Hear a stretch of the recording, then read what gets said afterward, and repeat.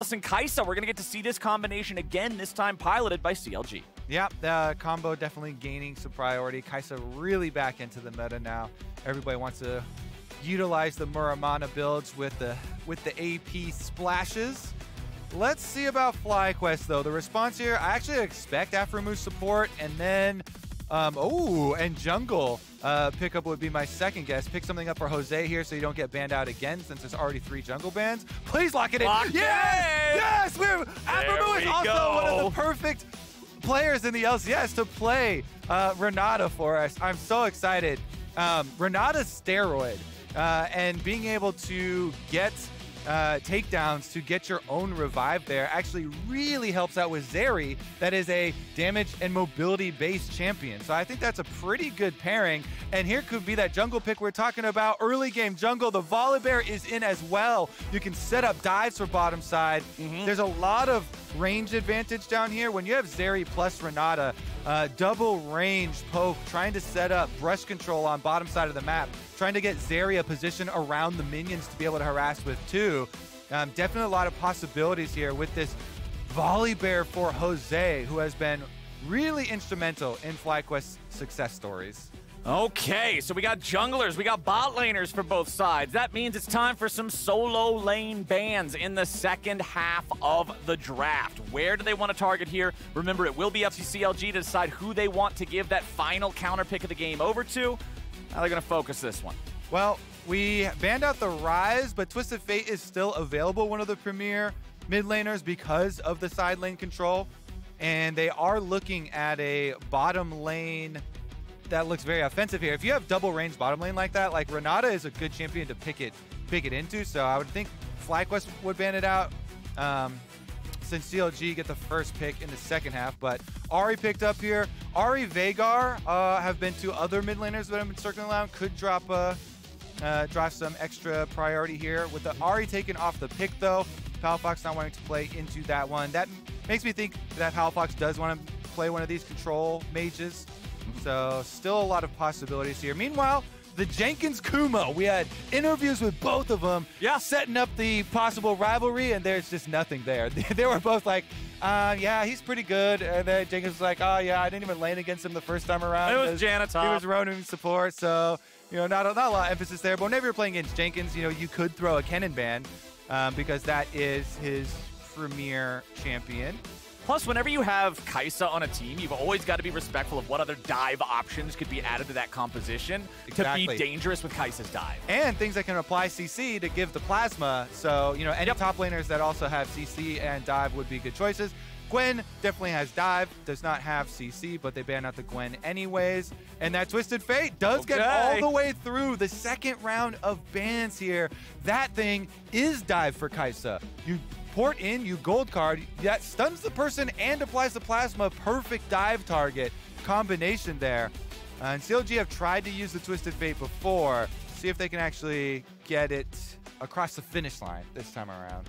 All right, what's the answer here in the mid lane? What will deal with the Twisted Fate? Syndra is the choice here for Toucouille here in mid lane to deal with that one. Plenty of burst power on that, plenty of wave clear, just one of the most traditional, evergreen picks in mid lane.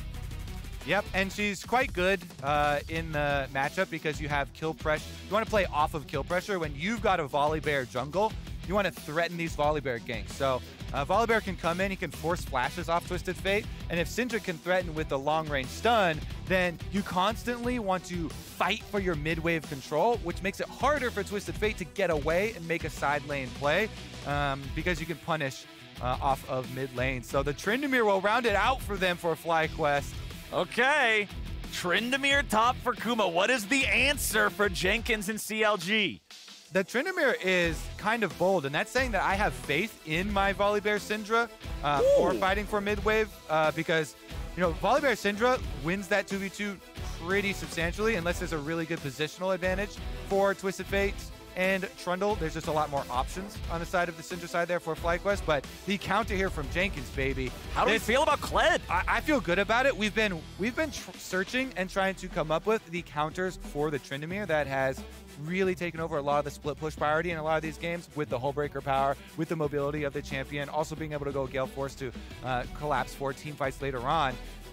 Kled is a champion that plays off of raw power early. And if you have a Twisted Fate, you don't have to back down. So I expect very aggressive play here from Jenkins on the Kled. What's going on? Jake from State Farm, the perp just confessed. I think. I don't know. What? Oh, can't afford streaming anymore, so here we are. Oh, don't give up what you love. State Farm has options to personalize your policy so you get a rate that fits your budget. Oh, that's great. The subtitles would be nice.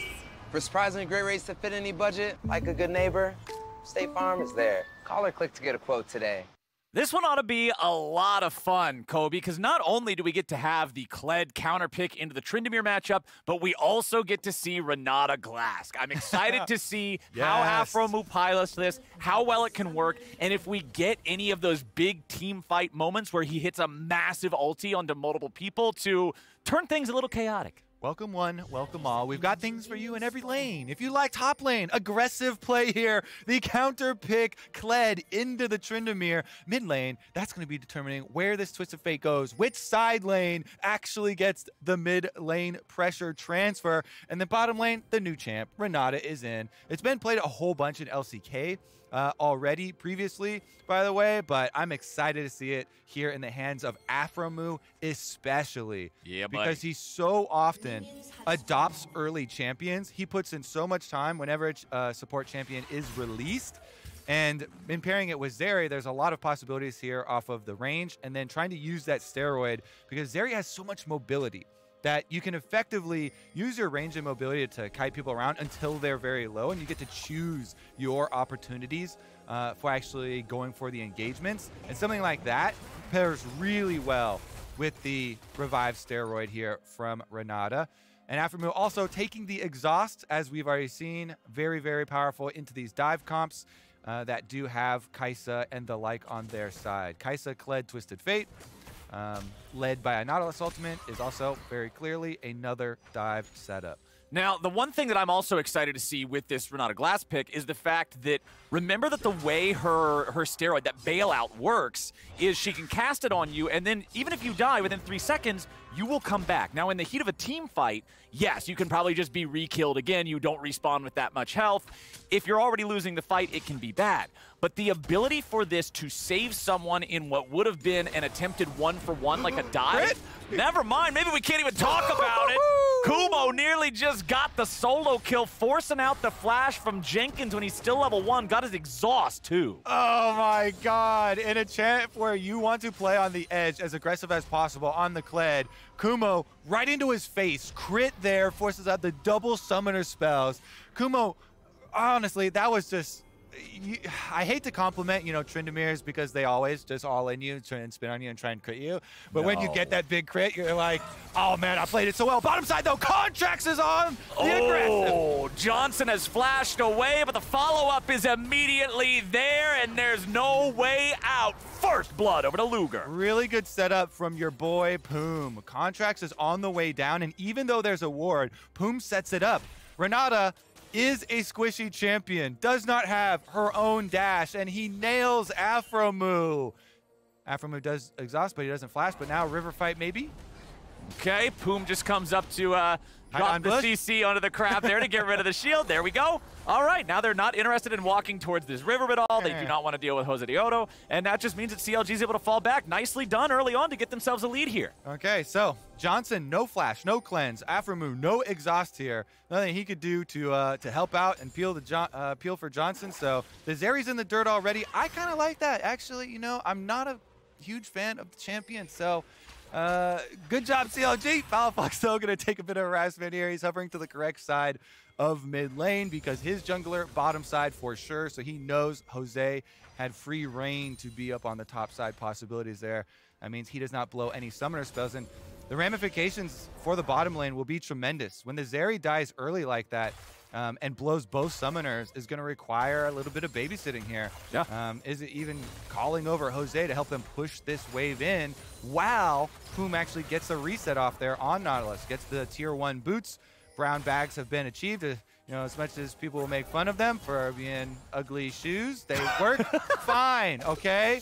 And when nobody else has any shoes, Your ugly shoes are fine. Exactly. Your shoes are looking pretty damn good because everybody else is getting blisters. Well, Poom's back down in bottom lane now, and I'm excited to see if CLG will be able to continue running the showdown here with those summoner spells from Johnson not being active. Like you said, of course, Cleanse having a very low cooldown for summoner spells, so that one's already half recovered. Johnson will have that again here soon. Afro moves Exhaust on a very similar timer as Kumo shoves another wave in up here top side, and Jenkins just farms that one up underneath the turret. Kumo doesn't seem to be struggling with his matchup at all. No, he does not, and that really, really sucks for Jenkins because Tryndamere scales quite nicely, and Kled is really a one-way ticket type of champ. Tryndamere versatile. You can spin out Flowers, but it is a lot more difficult for Kled to provide. That ulti goes one way. Well, I mean, the ulti goes whichever way you place it, and so you can't. And you better be placing it forward. Yeah, exactly. Your team wants to dive with it. And honestly, if you don't have early advantages to play off of, then you investing your mid lane pick in this Twisted Fate that wants to be able to go either top or bottom for aggressive plays loses a lot of power with the team setup. So the top lane, we'll keep track of it. You know, it did get out of hand. It was like, oh no, the summoner spells were burned.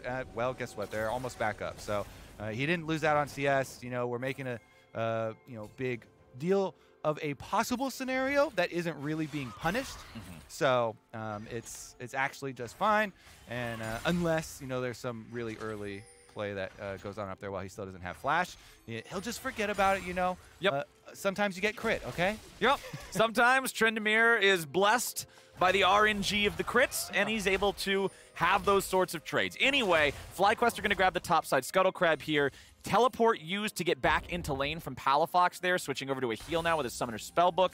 He is looking. You can see how he's playing to the bottom side of his lane here, like near bottom lane, to be able to try to gate in there if there's an opportunity. Contracts also hanging out down here. Johnson and Afromoo have to be aware that something smells fishy. Yeah, and they know. Johnson's like, all right, when I die that early in lane here as Zeri, like, I've got a big target on my back, okay? So their eyes are on that flash cooldown just as much as CLG's are. Oh, Contract gets his butt spotted here. And they were getting a little antsy. They were being so patient, but that's a good thing about the double range that we were highlighting here for this lane. They don't have to move up at all. You know, Zeri, very long range. Here's the Kled ultimate, and that one is going in. All right, they want to dive to Koi.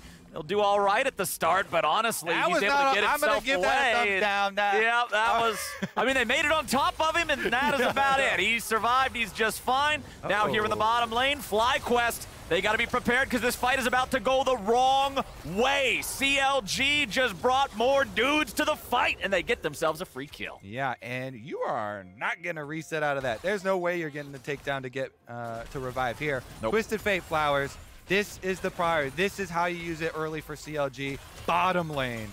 Really, really timely Twisted Fate counter right there. Even with contracts being level 6 disadvantage, which can be so scary, especially Volibear Trundle. The Volibear has a huge advantage there, but if you've got a Twisted Fate in your pocket, very, very necessary move there from Palafox to keep this CLG win condition going. This is a kill and an assist now here for Luger. So even though Palafox got that one, and he's definitely down on CS, trying to catch up now to catch some of the wave that was pushed in on him, it was definitely worth it here to keep this Kai'Sa pumping away because, again, you get your early tier to start it ticking for your Muramana transformation and get your early swords here to try and get your attack damage evolve. FlyQuest, though, up onto that Rift Herald. That will be their payment.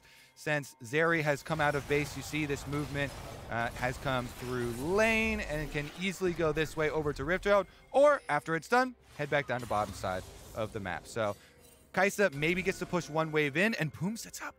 Okay, Poom will look for Johnson here. He finds him, Contracts immediately with the follow, but Johnson's able to use Cleanse to keep himself safe. Now Contracts and Poom have to try to get out. Really They're heading back towards friendly territory, but can they get there? Johnson says no, and just guns Contracts down. Yeah, the extra move here from Tukoi and Jose through the river too means there's no way out.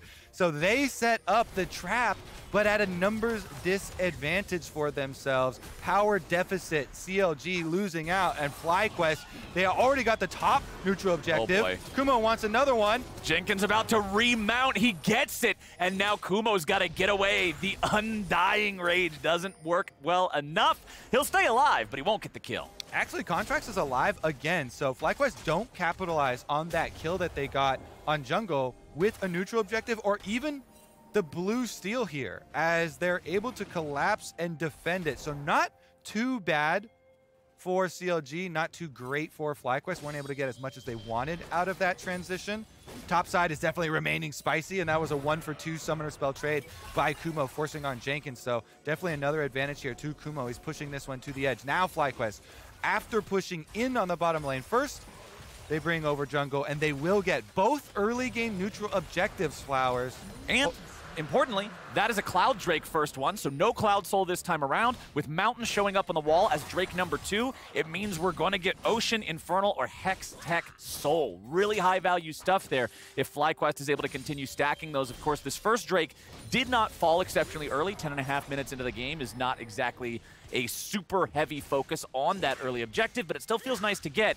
You mentioned both early objectives, so I do want to comment that Eye of the Herald is still in Jose's inventory, still has about 2 minutes left to drop that one. And that one will go a long ways towards evening up this gold. So like the gold is very, very close right now, assuming the Rift Herald gets off. And they've got the Dragon advantage, plus top lane pressure has generally been in Kumo's favor. He's even working off turret plates by hand during these recalls from Jenkins. You know, with the double summoner spell up here constantly being blown by Jenkins, pretty much all the Twisted Fate options have been targeted towards the bottom side of the map. That's where CLG have their advantage.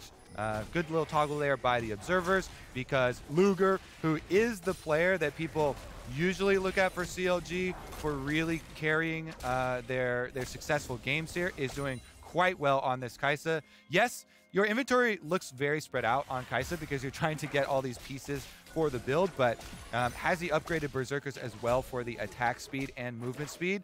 And the next 5 minutes are very critical for this champ. So Kai'Sa definitely looking for possible killer instinct plays, and this is where CLG want to try and use their map play available to these champions. All of them have very long range abilities to try and join with skirmishes that somebody else starts out, and Palafox does have Twisted Fate Ultimate ready, along with the roam here from Poom and Contracts. Yep, they potentially could set something up here.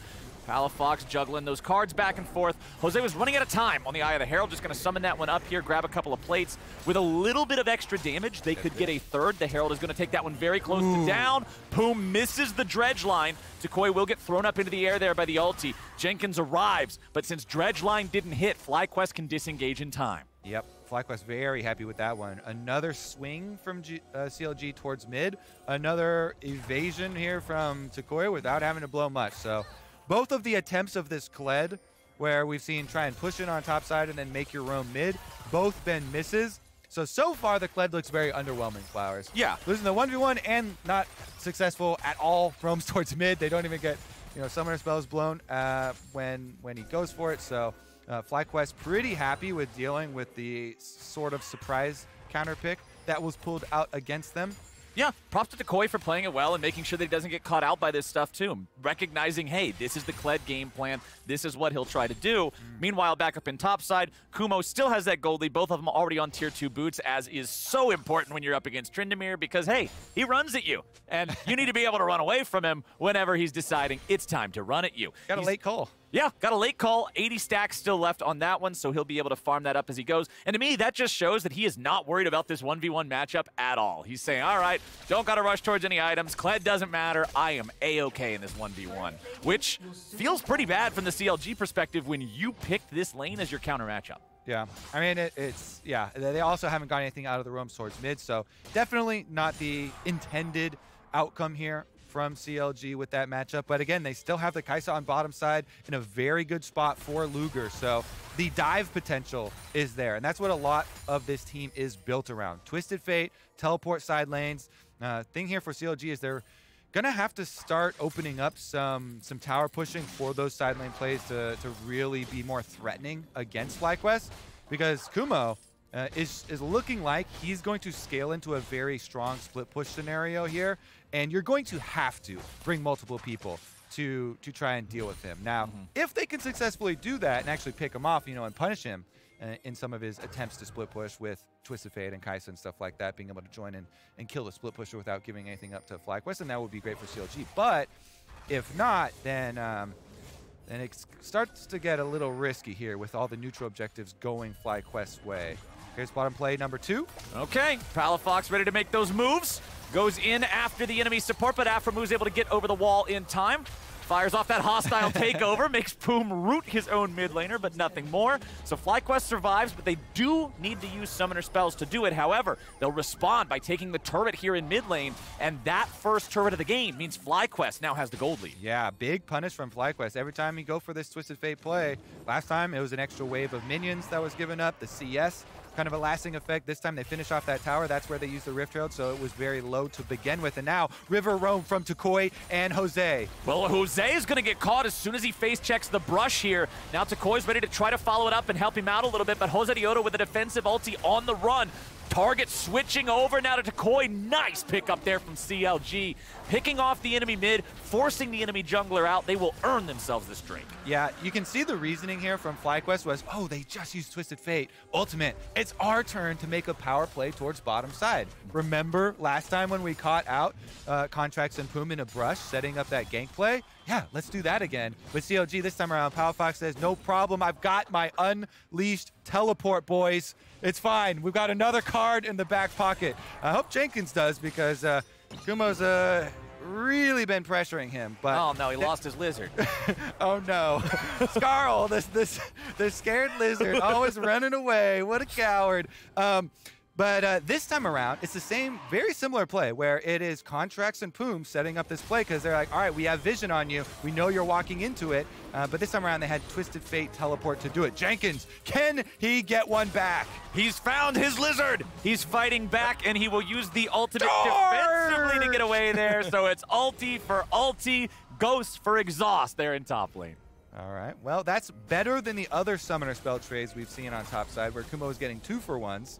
The 1-for-1 there, pretty decent, as well as the ults being traded. So we'll see if anything happens in the split push war due to that. But currently, again, back on track for CLG. They need to get these towers down so they can use more space with their Twisted Fate Kai'Sa to try and get some of these players picked off in transition. Basically, you want to open up more space so it's more dangerous when FlyQuest are rotating between objectives here and through lanes, so that you can actually use some of these long-range plays. And right now they're looking bottom. They still show with the Syndra mid, so CLG know they've got a power play, and they're going to use that power play just to get the objective and force FlyQuest back. Nicely done. Tying up that turret count at 1-to-1 means about a 1,000 gold lead for the side of Counter Logic Gaming, as Toucouille flashes away to avoid the collapse from the ultimate of Palafox, who's been getting good pressure with these TF ults this game. Yeah, I mean, good trade flash for flash there. Necessary flash from Toucouille. If that gold card hits, then you get stunned and you have plasma applied to you, so yeah. Luger ults and you die in transition. Again, that play would have worked if the mid tower was down. That's the importance of getting these outer towers down, so there's no safety for the FlyQuest members to run back to. FlyQuest, meanwhile, they're still feeling pretty good about this game. 2.5 minutes until that next dragon, and their setup for dragons is very good with the Syndra. Then you get to see the strength of this champion, the long range of those stuns. You can fish around for some of the picks. You do have to be worried, of course, about your positioning on this champion, because Toucouille now will not have flash for the dragon fight, and Syndra has 0 outs. Yep. So if you get hit by anything, the Kled, or even the Trundle coming through and getting a pillar onto you, could mean your death. Because you don't have phase rush. You went Airy for more lane power, so you have no phase rush to get away. Once a pillar slow is applied to you and the knockback, CLG will jump on you. So Toucouille's positioning will be very, very important for this dragon fight. And CLG going to try and flex their muscles on these dive champs. And as we're talking about the dragon fight, with that being under 2 minutes from now, I do want to go ahead and remind everybody there is no teleport on either top laner this game. It's Ghost versus Exhaust, so that means for these to be full-on 5v5s or 5v4s even from either side, the top laners have to make the trek down. They have to be setting up in time, they have to recognize how early they need to regroup for that if they choose to, or we might just continue to see them play the split push game while everybody else just does 4v4s around the dragon. Yeah, and that's why, you know, they're pretty early, but they've already role swapped here, or lane swaps, down to the bottom side of the map. Meanwhile, the teleport mid laners swapped up to the top side to push there. Palafox has his already and his ultimate already. Toucouille kind of waiting on his, and you see how cautiously Toucouille is playing now. He knows he's got no flash. He's still even waiting on his teleport, so Toucouille is kind of hoping that he could squeeze out some experience here, but CLG, 4 members loaded onto this top side of the map to try and punish. Here come the reinforcements from FlyQuest in their rotation. Okay, Contrax is going to see that there's a control ward right there. Lozadioto charging in, but a nice pillar over the wall means there will be no way for them to try to attack Palafox or anybody else from CLG. And with that plan foiled, CLG now marches across the map. They're heading towards the bottom side river to set up for this Drake in 25 seconds. And if you have your isolated split pushers and CLG get first roam from a play like that, they can set up their picks onto Kumo. Kumo's been doing very well this whole game, but if he gets picked off by, Twisted Fate ultimate or somebody roaming down from CLG without FlyQuest being able to punish, then you lose control of the map very quickly, and that's what CLG need. They need to make a pick and then turn that pick into an objective. So mid lane turret finally getting pushed down here. This opens up more territory to try and make your picks with, all in time for this dragon and flowers. Your Unleashed teleport is ready on Toucouille, so he split push topside. He got the top tower in trade in payment for this CLG mid one. And with that Rift Herald, he's even threatening on number 2 here. Forces a teleport out of the side of CLG. That's got to be Palafox, since he's the only one with one. Still has his Twisted Fate ultimate, though, so he could use it that way. And since everybody was invested over there, looks like Contract should be able to smite this. That was close for a second. I didn't know if that was going to miss it by just a sliver, but no, it does not happen. Kumo uses the Ghost running in there, trying to grab some damage onto Contracts, but of course a good flash out will keep him safe, and Kumo goes right back to side laning. I like how they're treating Kumo, too. Everybody is like, just stay away from me, man, all right? Leave me alone. We get it, all right? You are strong, you're critting people, you're angry, you're raging, he's yelling at people, and Contracts immediately flashes away. He's like, don't even auto-attack me. Not even trying this. Kumo's, Jenkins is kind of trailing along behind him like, hey, watch out, the angry guy with the big sword is coming. And then Kumo's like, you even going for these minions? And Jenkins kind of sneaks in, sneaks out. They've been able to avoid the all-in nicely and keep the Barbarian at arm's length. Okay, so let me ask you this, Kobe, because CLG has a very modest lead of only about 500 gold right now. What do you... modest team. Yeah. So what do you want to see them do right now, here in the next 5 minutes? We're 22 minutes into the game. What is the call for CLG? Yeah, at the risk of sounding very repetitive, pick. They need to get one of these big side lanes. Play these side lanes as powerful as possible. You've got a Kled and a Twisted Fate as your solo laners. Both those ultimates. You can find picks with these. So that's why number 1 goal is this last outer tower here on the top side. After that's taken, you've got a lot of space to work with. So if you're able to push out your minion waves, look for those collapses, then you will be able to join. Luger, though, gets all in by Johnson, and he tells him to sit down. Oh, and he goes right back in to hand him the seat. Luger with the solo kill on the enemy AD carry, and Afro Moo's about to join him. Nicely done. There's your pick, CLG. There's your kill. Well, I did not expect the pick to come from Johnson trying to 1v2 Luger and just getting his ass handed to him right there. Sometimes that's League of Legends, baby. Yeah, Luger goes back in. You forgot something. Sends him back to the fountain. That's going to be Baron Flowers.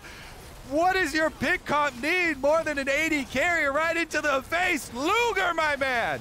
What a play. And the game is now feeling really good for CLG. They'll get the Baron. All they lose is the bottom lane tier 1 turret. Who cares about that thing? You don't need it anyway. Everybody's wearing purple. This is huge for this squad. Trust in the bottom lane. This is the CLG way.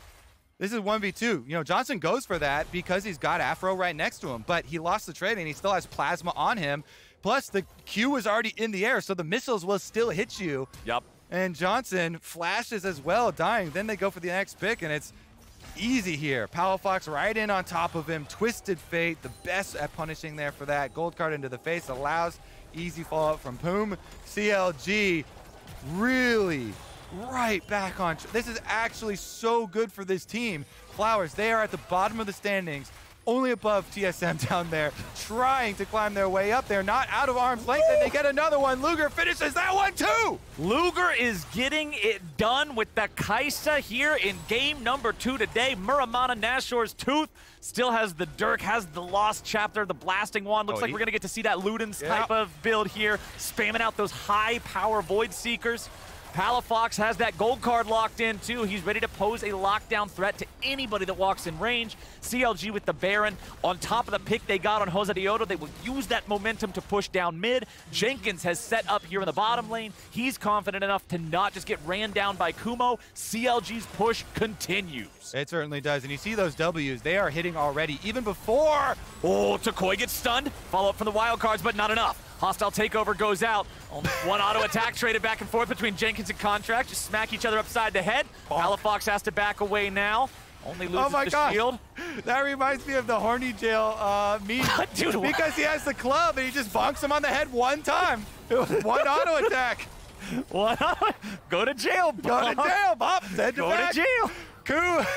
Jenkins, I've seen what's been going on up there in that top lane. One bonk. One bonk. There you go, sir. This is your daily reminder. Bonk. A singular bonk. That's what Renata's good for. Really funny.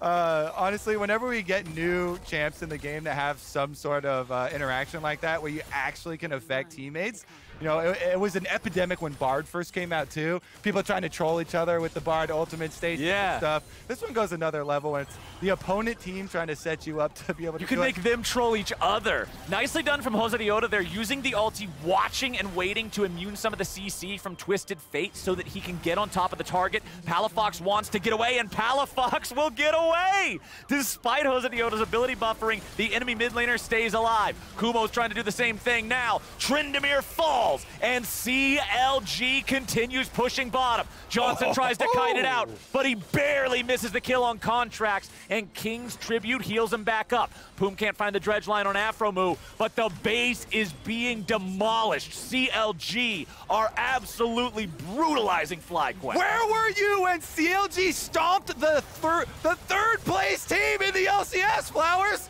I was here. You were here next to me. All right, just checking. Okay. Where were you? I am not a figment of your imagination. I am real, I think. Wait, if what if I had an imaginary friend, it would be a lot like you. Hell yeah, I take that as the most sincere and wholesome compliment.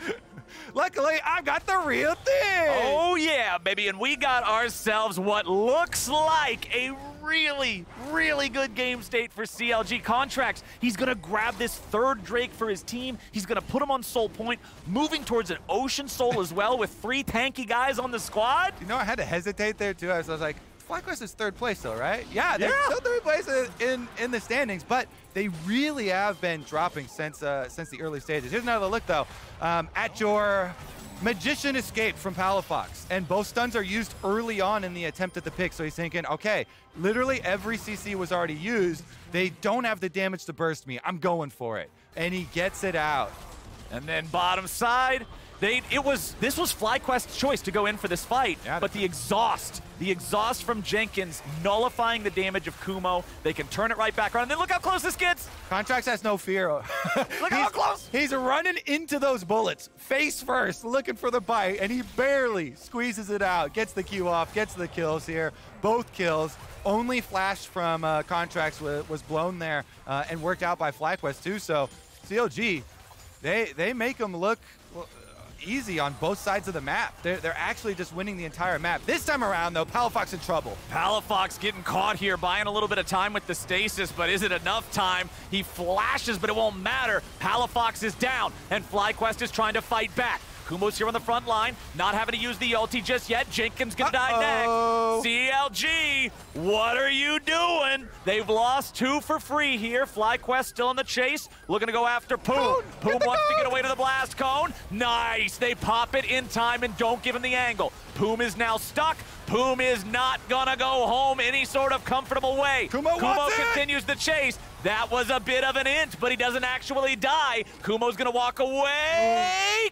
Okay, blocked. Good. Nice job there from Jose, and the burn barely not enough to take down Kumo. FlyQuest, though, they're right back into it, Flowers. CLG gave them too much money here. A couple of shutdowns, and this is at a time when CLG have inhibitor advantage. So more money flows into FlyQuest. 2 inhibitors worth of super minions and lines of extra minions will be going into them while the CLG members wait out their deaths. Palafox this time around, he's probably filled with a bit of overconfidence after the last escape, but into 4 members, FlyQuest definitely make him pay. And then Jenkins comes through thinking, oh, maybe we can salvage it. They use a lot to pick you off, but they cannot because the ultimate from Tukoi is still there. So Syndra lays down all these orbs, stunning everybody up. Nobody else can actually follow up on the engage there from Jenkins. And then nice blast cone pop there from Kumo. Good heads up play. He sees Poom trying to anchor over to the wall to get the blast cone out. And CLG back on the Baron though, forcing FlyQuest to them, trying to make use of the down inhibitors.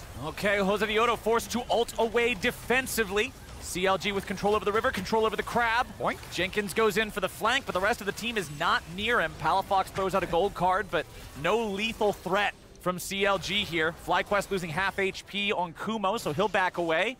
And Baron control over to CLG. Those are always the funniest ones to me of the ultimates when Jenkins ults in and then you see Kled just like bounce off. He just nopes right out of it. All right, just kidding. I was just joking. It's just a little yoke just a prank, here. bro. Just a prank. The Baron, no, that is not a prank. No. CLG get it, and that's why he bounced off. So like, it's funny looking, but it is correct call here. And CLG, very, very well done from them. They acquire the Baron, 2 lines of super minions still will be useful to them. So even though FlyQuest are setting up all these bush ganks on that side of the map, there's no reason for CLG to go to that side of the map. Right. There's only 1 inhibitor, and that sucker is topside, so they're going straight for it. Well, the inhibitors are about to respawn here. You've got about 30 seconds until mid lane and bottom lane inhibitors are back on the side of FlyQuest. CLG also... They leave the ward with 1 auto? CLG has the opportunity to go for the Ocean Soul as well if they don't find a way to end the game right here. CLG piling into top lane. They will not quite secure that inhib. FlyQuest are able to chase them away in time. All right, so I guess they wanted to leave the ward to try and rush the inhibitor, but then they don't get the inhibitor because good defense there from FlyQuest, so they defend it. They keep their inhibitor on top side alive. The mid and bottom ones have both respawned, so they're feeling a bit better about the setup here. Yes, they're facing a giant, overwhelming gold disadvantage. CLG are looking like they are going to finish this one, but FlyQuest have some hope of trying to set up a sneaky play first. If they can get a face check or something on a squishier member, maybe a surprise play is in the works here. Through the brush though, CLG, you can tell they are very suspicious and they're not going towards Dragon. They're going straight towards Inhibitor. And CLG have a good way to check these brushes for enemy players Really with smart. this build from Kai'Sa. The Void Seekers are so strong with how they refresh the cooldown when they proc. Whenever that damage hits, it's so good. Really smart from CLG. Power down, and they get 2 inhibitors before the reset from FlyQuest. The timing difference on the spawn of that Dragon means with Baron buff, they go straight through mid. And now Jose Dioto taking a lot of damage again. A defensive ultimate, but the hostile takeover comes out. CLG now disengaging, having to fall back a little bit. Johnson trying to chase this one. Jose Dioto again at about 1/3 HP. Kumo leading the charge, seeing if they can find any of these guys. Flash away from Poom so he doesn't get locked down. CLG continue their retreat as a 5-man unit. They move over towards the Drake. Remember, this is Ocean Soul if CLG can secure it. And it's very, very little if FlyQuest secure it. So it's all about the denial here. Half of that HP on one, the other half from the other. This is why I mentioned the Kai'Sa build. The itemization here, making those W's so threatening and giving CLG such a good angle. But it's still going to be FlyQuest that end up taking the Drake and denying the soul. Now Palafox getting caught in a bad spot. Jenkins coming around from behind. Poom looking to lock down Tukoi, and Palafox here for the follow. Has the gold card, but no flash for the distance. Meanwhile, back in the base, it's just going to be the end of the game, my friends. Kumo tries to fight against Luger in contracts. Luger wants to get away with a killer instinct, but he can't quite do it. Kumo stays alive with 300 HP. CLG, they're going to lose Poom. They might lose contracts. Jenkins continuing the chase after Johnson, who's going to flash over the wall to stay alive. FlyQuest will keep their Nexus standing, but that's about it. That's a lot of money into the hands of Kumo, though. I believe that was a full bounty. Yep, 1,000 gold. 1,000 gold shutdown for the Tryndamere. So at least they've got some money back their way. The gold back down to 4.4K advantage in the favor of CLG. It's going to be about can they utilize it here for the comeback for FlyQuest. Going to be very difficult, but that is something along the lines to give them hope. CLG, though, just reset here. You have plenty of time here. You can set up for the next Baron. I would say don't risk an overreach. Yes, there's only one inhibitor left. There's an exposed Nexus, but FlyQuest definitely have the capabilities of punishing you, getting those kills inside base if you try and force it through here. And since there's only a minute now and 55 seconds left on this Baron, you can have a way easier time of setting up for that and looking for the dive. Since if they come out and they extend themselves in on the map, you know, looking for Baron through here or through here, then you get to dive on the back line and you get to make use of your Twisted Fate, your Kai'Sa advantages. But if you attack them inside this small area of the base, then you're not going to get effectiveness out of your team comp, out of your champion. So it's more risk averse, but it's also, I think, more intelligent to just set up for this, the next Baron. Baron alive in 1 minute and 20. The inhibitors respawning in about 2 minutes. Remember that bottom lane inhibitor is still up, so CLG could try to make a move towards that if they like. They are putting down plenty of vision here in this bottom side jungle of FlyQuest, moving down this lane now with that minion wave, and it looks like the inhibitor might be the goal here. CLG still with a 4,000 gold lead, marching in as 5 yet again. Poom on the front line, Contract's doing the same. Voidseeker's flying out, trying to find any sort of poke that Luger may be able to land. Remember, every one of those that hits means the next one comes out much more rapidly. That's what's so dangerous about this ARAM Kai'Sa build. It's very, very good when he's able to dial those in. Yes, sir, and he's been accurate with them. 2 onto Afro Moon means he's dead in the dirt already. Might be getting to the point where 1 will be able to one-shot him. Kumo takes half his HP. You have to dodge every single Voidseeker or it just gets worse. The bullet hell is multiplicative. Oh, yeah. He lands 1, you get another 1.